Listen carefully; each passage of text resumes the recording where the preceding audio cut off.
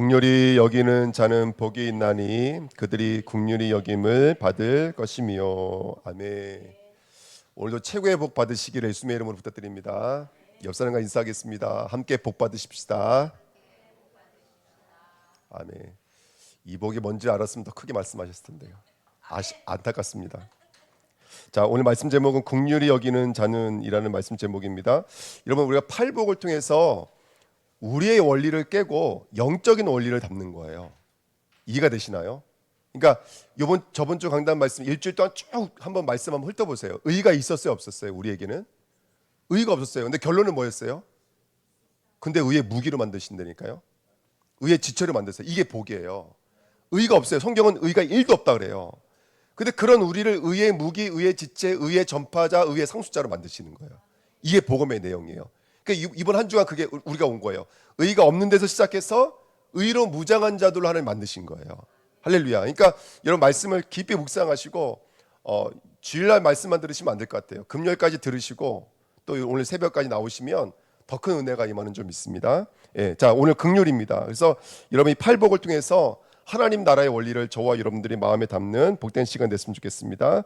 자, 오늘 긍휼히 여기는 자는 이라는 말씀을 통해서 영적인 원리, 눈에 보이지 않는 영적인 원리는 어떤 원리인지를 배워갔으면 좋겠습니다. 자, 긍휼히 여기는 자라고 말을 했습니다. 근데 이 긍휼히 여기다라는 말이 참 굉장히 의미 있는 말이지만 또 힘든 말이기도 해요. 왜 그럴까요? 예, 긍휼이 없기 때문에 그렇습니다. 똑같아요. 의에 줄이는 자 그랬잖아요. 왜 의에 줄여요? 우리에게 의가 없기 때문에 의에 줄여요. 근데 긍휼이도 마찬가지인 거예요. 긍휼이라는 말은 불쌍히 여기고 또 불쌍히 여기다는 뜻이거든요. 네. 근데 우리가 누구에게 불쌍히 여겨서 그들에게 구제와 자비를 베풀 만한 실력이 없어요. 성경에서 말하는 것은 제가 잠언서 12장 10절에 보시면요. 의인은 자기의 가축의 생명을 돌보나 악인의 긍휼은 잔인이라. 시편 7편 14절에 보시면 악인이 죄악을 낳으며 재앙을 베어 거짓을 낳았도다 이렇게 말을 하는데요.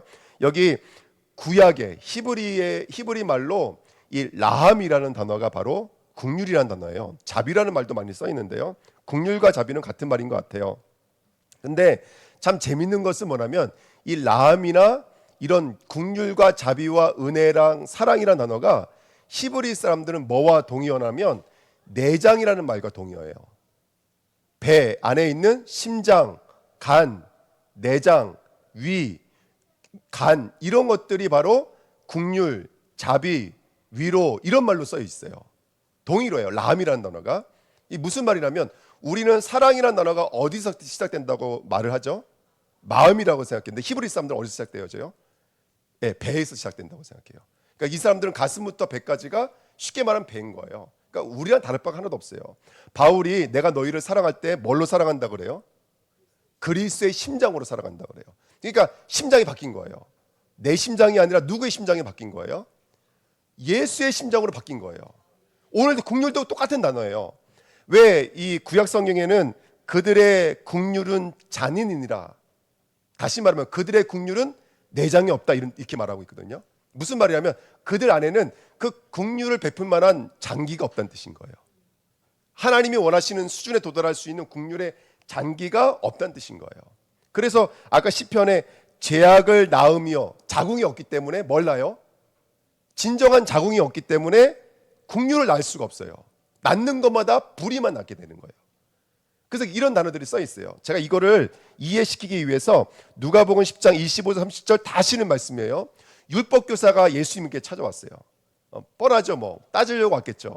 근데 율법교사가 뭐라고 물어보냐면 어떻게 하면은 그 영생을 얻겠습니까? 라고 물어봤어요. 그때 예수님께서 율법을 어떻게 읽느냐? 그때 정확하게 말해요. 마음을 다하여 힘을 다하여 뜻을 다하여 첫째는 누구를 사랑하는 거예요? 하나님을 사랑하는 거예요. 둘째는 누구를 사랑하는 거예요? 이웃을 사랑하는 거예요. 근데 예수님 딱 한 말씀하셨어요. 그럼 말씀대로 해. 네가 영생을 받으려면 마음을 다하여 뜻을 다하여 힘을 다하여 네 이웃을 사랑해 이렇게 말씀하시는 거예요. 그랬더니 이 율법교사가 뭐라고 물어봤냐면 그럼 난 할 자신이 있습니다. 그러면 그 이웃이 지금 어디 있습니까? 지금 말씀해 주시면 쫓아가겠습니다. 그때 예수님이 하셨던 말씀이 바로 선한 사마리아 비유예요. 어떤 사람이 예루살렘에서 여리고로 내려가다가 강도를 만나서 옷이 벗겨지고 두들겨 맞아서 거반 죽게 된 거예요. 시체가 된 상태로 누워 있는데 누가 지나가요? 율법자들이 지나가요. 그 누구예요? 대표자들이. 제사장과 레위인 두. 그러니까 율법에 가장 가까운 사람이 바로 레위인과 제사장들이에요. 근데 그 사람들이 그 강도 만나서 거반 죽게 된 사람을 도와줄 수 있어요, 없어요? 그 사람들 나쁘기 때문에 안 도와준 게 아니에요. 왜 안 도와준 거예요? 율법 때문에 안 도와준 거예요. 율법에 이 사람들은 지금 무슨 직무를 하러 올라가는 거예요? 제사장 직무, 성전 직무를 하러 레위와 제사장이 올라가야 되는데 누구를 만지면 성전에 들어갈 수가 없어요. 시체를 만지면 성전에 들어갈 수 없어요. 피 흘리는 자를 만나면 성전에 들어갈 수가 없어요. 이 사람들이 못돼서 안 도와준 게 아니에요. 그 사람들은 율법에 의해서 어쩔 수 없이 지나간 거예요. 이게 뭘 말하는 거냐면 율법교사가 와서 말했잖아요. 내가 이웃을 사랑할 준비가 돼 있습니다. 이웃이 어디 있습니까? 예수님 말씀하시는 거예요. 네가 베풀 수 있는 긍휼을 베풀어 주면 그거 그 사람 죽이는 거야. 이렇게 말하는 거예요. 도울 수가 없는 거예요. 그러면서 예수님 말씀하시죠. 선한 사마리아인이 지나가다. 선한 사마리아는 누구예요? 율법의 경계에서 가장 멀리 있는 사람들. 가장 음란하고 가장 폐역한 도시 중에 하나가 사마리아. 그 북이스라엘의 수도가 사마리아 아니겠어요? 그 사마리아 사람이 지나가다가 그 사람을 자기가 가지고 있는 전부 포도주와 기름으로 닦아주고 그 다음에 자기가 타고 와야 될 짐승에 태워서 주막에 도착해서 돌봐주고 그 이튿날에는 그 주막에 있는 사람에게 이 사람을 돌봐달라고 돈까지 주면서 부탁을 해요. 그러면서 예수님께서 말씀하시는 거예요. 누가 뭐죠? 강도 만난 자 이웃이냐 했더니 선한 사마리아인이라고 그랬어요. 그러면서 중요한 말을 해요. 그 율법교사에게 뭐라고 말해요? 너희도 이같이 행하라 이렇게 말해요. 그 이같이 행하라는 말은 뭐냐면 너희도 저 시체 죽어있는 사람을 가서 도와줘 이 말하는 게 아니에요. 이 말씀의 내용을 한번 자세히 읽어보세요. 너 율법교사잖아. 그럼 너의 율법의 기준으로는 저 사람 도와줄 수 있는 실력이 있다는 얘기인가 없다는 거예요. 너에게는 자비가 없다는 거예요. 긍휼이 없다는 거예요. 이게 율법의 한계인 거예요. 율법은 뭘 지적하는 것이죠? 우리 육체 행위로는 구원에 이룰 수 있는 의의가 있다 없다. 이 저번 주에 배운 거잖아요. 그러니까 율법으로는 절대로 이거 할 수 없어요. 율법으로는 절대로 의로운 자가 될 수 없고 율법으로는 절대로 긍휼, 자비, 선행, 은행, 사랑을 베풀 수 있는 장기가 있어요 없어요? 우리 안에는 없어요. 이게 지금 이 선한 사마리아인이 말하고 있는 거예요. 쉽게 말하면 그런 너희가 그렇게 해라 그랬어. 너희도 이와 같이 해라 이 말은 뭐냐면 봐봐 영적인 눈을 열면 그 선한 사마리아인이 필요한 그 강도 만난 자가 너라는 걸 보라는 거예요. 그 율법의 한계에 갇혀서 너가 영생을 어떻게 얻을 수 있습니까? 하고 내 앞에 와 있지만 사실은 영적으로 넌 선한 사마리아는커녕 너는 지금 강도 만난 자야 이거 말하고 있는 거예요. 성경은요. 이게 구약부터 신약까지 흐르고 있는 율법이 주는 일괄적 메시지인 거예요. 근데 이걸 잘못 이해해서 너가 강도 만난 자를 도와줘 이렇게 말을 하고 있는 거예요. 내용을 자세히 한번 읽어보라니까요. 너는 강도 만난 자를 도와줄 수 있어요 없어요? 없어요. 이와 같이 행하라는 말은 뭐냐면 너는 강도 만난 자야 이거 말하고 있는 거예요. 예수님은. 그럼 너가 누가 필요하다는 거예요? 그 선한 사마리아인이 필요하다는 거예요. 그 선한 사마리아인이 누구예요 여러분들? 나야 나 예수가 필요하다는 거예요. 그 율법을 뚫고 들어와서 그 율법의 모든 것까지도 내려오셔서 우리를 위해서 그 율법을 찌개시고 구원을 베푸신 이는 예수 그리스도 외에는 없는 거예요. 그 피, 포도주, 그 기름 부음 그리스도 그 역할을 할 수 있는 분은 그리스도밖에는 이 땅에 없어요 여러분들. 그거 인정하셔야 돼요. 내 가까이 있는 사람에게 긍휼이 나가는 것 같죠. 후대들이 가장 많이 상처를 입는 현장이 어디입니까? 가정입니다 여러분들.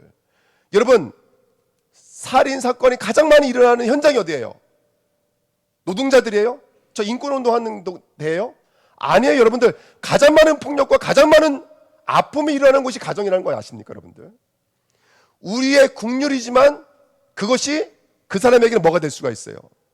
상처가 될 수도 있고 아픔이 될 수도 있는 거예요.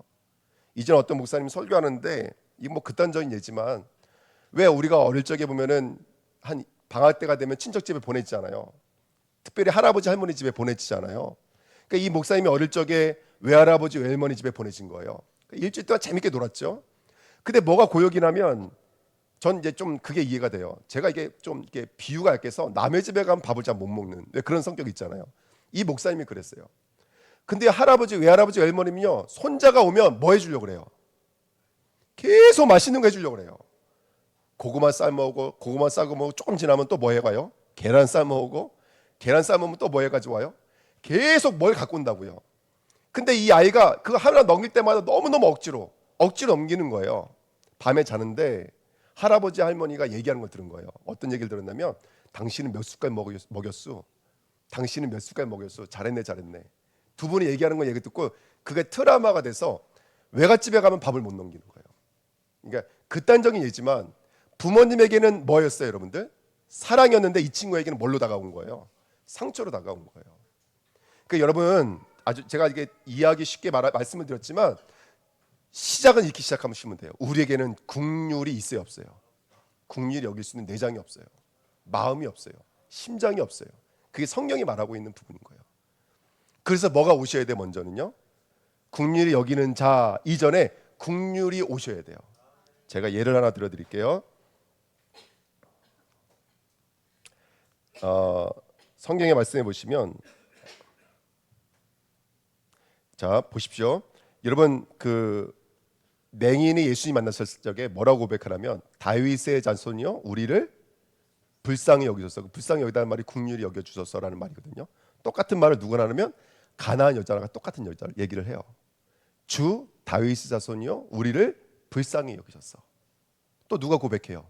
마태복음 17장에 변해산에서 내려오셨을 때 귀신 들린 아이가 불에도 강에도 던졌는데 그걸 고쳐달라고 제자들에게 부탁했더니 고치지 못하는 거예요. 그러니까 이 아버지가 누구에게 대막 쫓아가냐면 예수께 대막 쫓아가는 거예요. 우리 아이를 똑같이 고백해요. 다윗의 자손이요 우리 아들을 불쌍히 여기셨어 라고 고백을 해요. 그다음에 여러분 아시다시피 또 마태복음 20장에 가보면은 거기에 맹인 두 사람이 또 나와요. 근데 이 맹인 두 사람이 예수를 쫓아가면서 비명을 지르듯이 소리를 지르는 거예요. 다윗의 자손이요 우리를 불쌍히 여기셨어. 근데 주위에 있던 사람들이 뭐라 그래요? 잠잠히 있어. 근데 이 사람들 어떻게 했어요? 더 크게 소리 지르면서 다윗의 자손이요 우리를 불쌍히 여기셨어. 자, 여기서 중요한 비밀이 한 가지 있어요. 누구에게 국률이 임했죠? 우리 이미 알고 있어요. 다윗의 자손이요 나를 불쌍히 여기셔서 말하는 자들이 국률이 임했어요. 옆에 있는 바리새인들과 율법자들은 국률이 임해요, 안 임해요? 안 임했어요. 자세히 보세요. 나를 불쌍히 여기서 말씀하기 이전에 이미 이 자들에게 뭐가 임한 거예요? 국률이 임한 거예요. 그래서 국률이 임하는 자가 국률을 구할 수 있고 국률이 임하는 자가 국률을 줄 수가 있는 거예요. 이게 영적인 원리예요. 그래서 이 원문을 직역하면 이래요. 복되도다 국률이 여기는 자여 그들이 국률이 여김을 받을 것이며. 아멘. 이게 영적인 원리예요.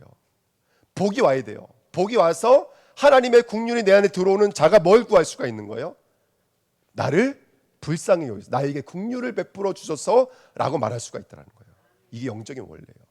왜 이런 이야기를 계속할까요? 자, 우리가 지금 영적인 원리를 배우는 거예요. 이 땅은 부유해지길 원해요. 근데 예수님 뭐해지길 원하셨어요? 가난해지길 원하셨어요. 이 땅은 기뻐하길 원해요. 환희요. 내 만족 속에 살아가길 원해요. 근데 예수님은 애통하라고 말씀해 주셨어요. 거꾸로 말씀하세요. 온유하라고 말씀해 주세요. 또 의에 줄이고 목마른 자가 되라고 말씀하세요. 이게 영적인 원리예요. 하나님의 영적인 원리는 뭘까요? 십자가예요. 십자가. 복음의 원리는 십자가의 원리예요. 십자가가 아니면 안 돼요. 그만큼 죄가 무서운 거예요. 아까 말씀드렸죠. 그 율법 교사가 율법을 다 갖고 있었지만 614가지의 율법을 완전하게 지켜도 이 사람들은 절대로 구원 못 받아요. 그 사람들은 그 율법 때문에 오히려 더 뭘 받아들일 수가 없냐면 하나님의 국률을 받아들일 수가 없는 자가 된 거예요. 근데 복되도다. 하나님의 은혜가 임한 자가 다윗의 자손이 우리를 불쌍히 여기소서라고 튀어나오기 시작하는 거예요. 저는 우리 주은혜 교회가 오늘 다시 한 번 더요. 처음으로 돌아가서 아멘. 우리가 갖고 있던 세상의 국률의 옷을 벗어 던지고 우리가 갖고 있던 인격의 옷을 벗어 던지고 죄에서부터 다시 시작해야 돼요. 아멘. 왜냐하면 왜 제가 이 말씀 드리냐면 다윗의 자손이 나를 불쌍히 여기셔서 이게 튀어나오지가 않잖아요. 이해가 되세요? 어떤 상황 환경 속에 우리는 내가 갖고 있는 내 생각, 내 어떤 힘, 내 어떤 물질의 능력, 이 땅의 가치관 내가 의지하고 있는 것들 그거 의지해서 그 문제를 넘어가려고 그러지. 어떤 문제가 있을 때 사실은 하나님 앞에 나와서 다윗의 자손이여 나를 불쌍히 여기서 이 말이 안 나온다고요. 이게 점검할 수 있는 킨 거예요, 나를. 그러니까 저는 오늘도 주일날 왔는데 우리 중직자님들이 일찍 오셔서 기도하시거든요. 너무너무 감사해요. 너무너무 감사해요.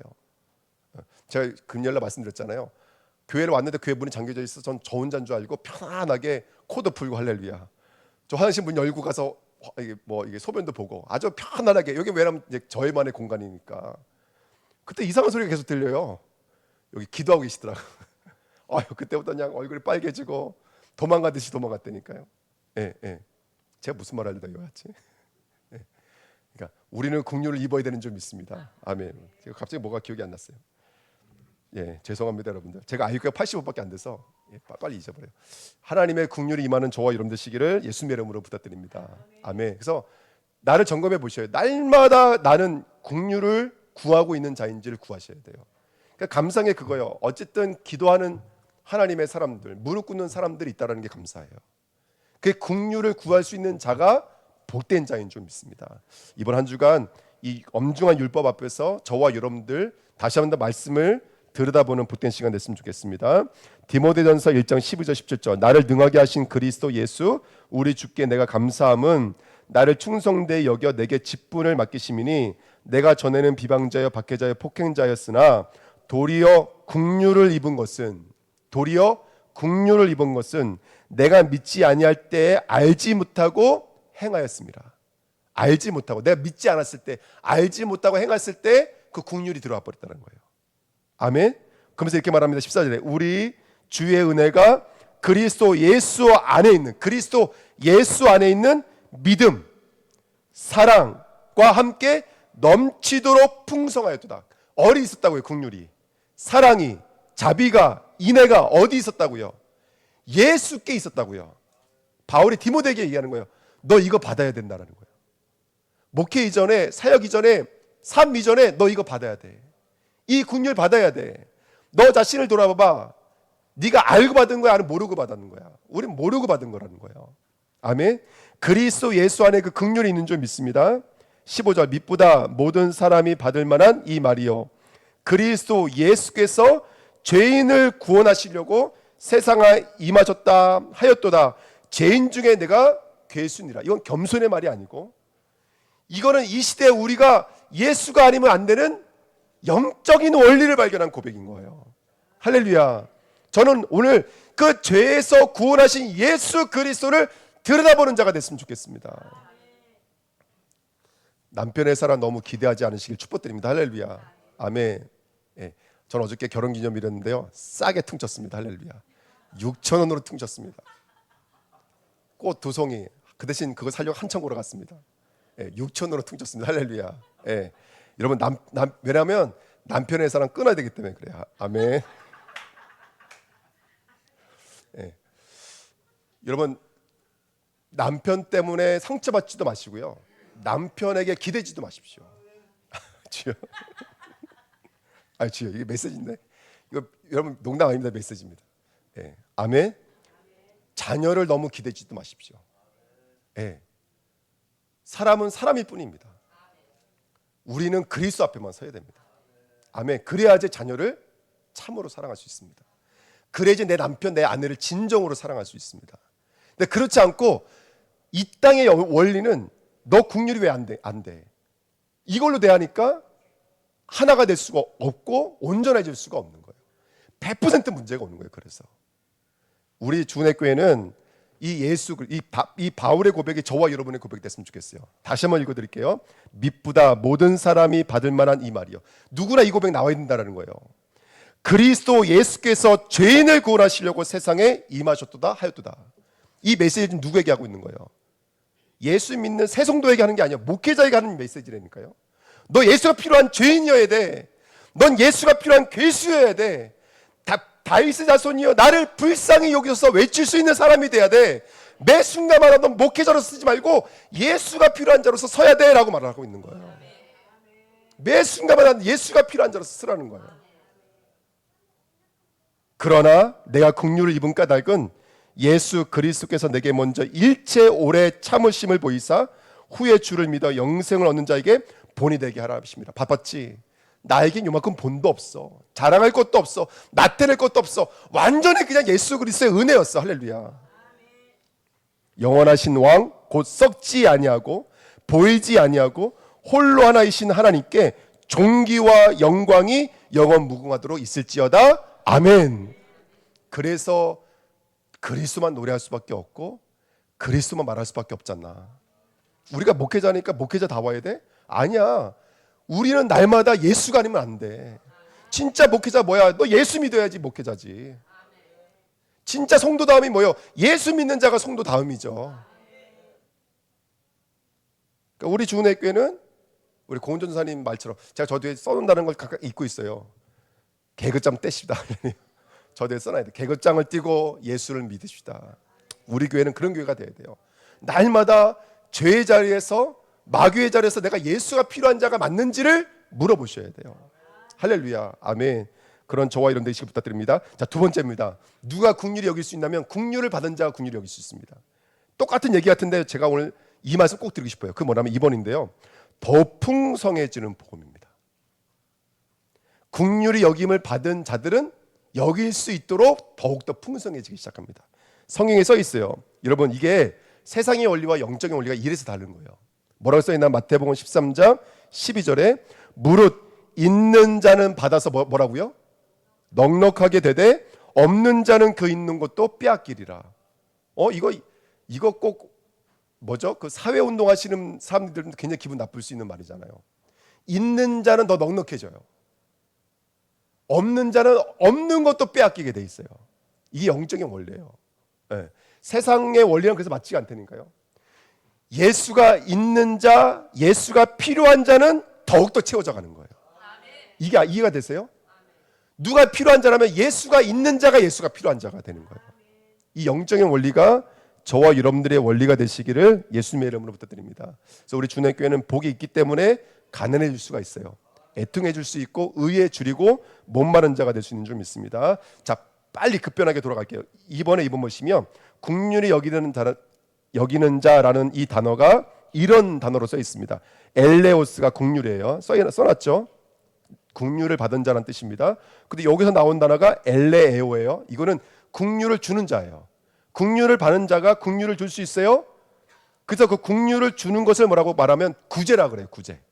그래서 이스라엘은 하나님을 믿는 사람에게 있어 꼭 빼놓지 않아야 될 행위 중에 하나가 구제였어요.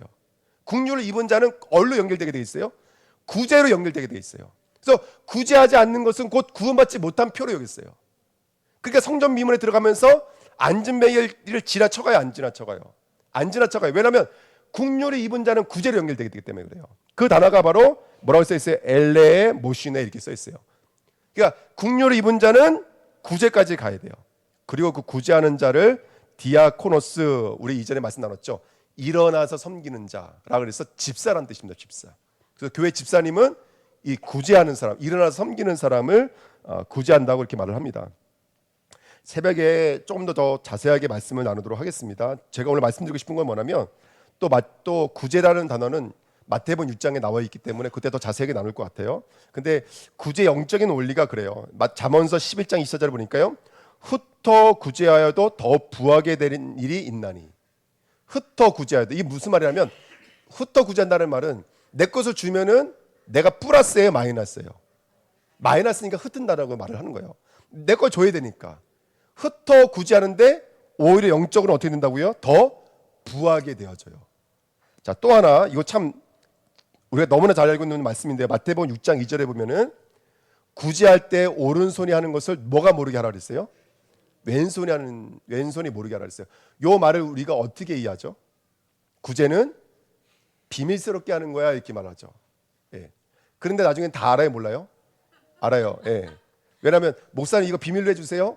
그런데 보면은 다 알고 있죠. 할렐루야. 예. 저 같은 사람들이 많은 것 같아요. 여기서 말하는 오른쪽에 하는 걸 왼쪽이 모르게 하라는 말은 비밀로 해라 이 말이 아니라 오른쪽은 하나님의 편을 말해요. 구제할 때는 하나님의 방식으로 하는 거야 이런 뜻이에요. 하나님의 방식으로. 그러면 진정한 구제는 뭐가 될까요? 이게 마태복음 6장에서 우리 공부할 내용이에요. 결론부터 말씀드리면 진정한 구제는 하나님의 방식으로 할 때야 구제가 되는 거예요. 예, 벌써 막 아멘 그러시네요. 너무 감사합니다. 이해해 주셔서. 그리스도가 진정한 구제라고요. 쉽게 말하면. 왜냐하면 하나님의 구제가 그리스도였으니까. 하나님의 긍휼이 그리스도였잖아요. 그 긍휼이란 단어에서 온 단어가 구제잖아요. 그러니까 하나님이 원하실 때는 그 사람이 옷이 없어서 옷을 주는 게 구제가 아니고 밥을 주는 게 구제가 아닌 거예요. 그 사람에게 그리스도를 주는 게 구제인 거예요. 그럼 옷을 주지 말아야 됩니까? 예, 아까 어떤 분이 저에게 칼을 들고 우리 교회에서 빈대떡 구제 활동하면 어떻겠냐고 막 칼을 들고 저기 말씀하셔서 제가 일단은 무조건 아멘이라고 그랬어요. 왜냐하면 칼을 들고 말씀하셔서. 예, 뭐 우리도 앞으로 이제 빈대떡 장성도 해야 되겠죠. 할렐루야. 칼을 들고 말씀하시니까 제가 어쩔 수 없어서 아멘 그랬어요. 여러분 잘 들으세요. 그러면 빈대떡 나눠주지 말아야 돼요? 그 말하는 게 아니에요. 그리스도가 없으면 구제가 아니라는 거예요. 진짜 선교는 뭐냐면 우리가 그렇다고 해서 기도하지 말라는 얘기도 아니고 물질을 보내지 말라는 얘기도 아니에요. 진짜 선교, 진짜 구제는 그리스도의 복음이 증거되지 않으면 구제가 아니에요. 이 말이에요. 오른쪽에 하는 것을 왼쪽에 모르게 하라는 말은 뭐냐면 이 땅은 절대로 하나님이 원하시는 구제를 알 수 없다는 뜻인 거예요. 비밀로 해라 이 말이 아니에요. 절대로. 말해도 괜찮아요. 진정한 구제는 그리스도가 증거되지 않으면 진정한 구제가 아니에요. 할렐루야. 그래서 우리 주내교회가 이제 구제 역사들이 일어나야 될 줄 믿습니다. 그래서 이런 말도 있어요. 누가복음 12장 33절에 너희 소유를 팔아 구제하여 낡아지지 아니하는 주머니를 만들어. 이게 무슨 말이에요? 다시 읽어드릴게요. 너희 소유를 팔아. 이해되시죠? 너희 소유를 팔아 구제하여 낡아지지 않은 주머니를 준비하라. 이것도 아까 그 말인 거예요. 그리스도를 담을 수 있는 마음 주머니가 뭘로 연결되어져 있는 거예요?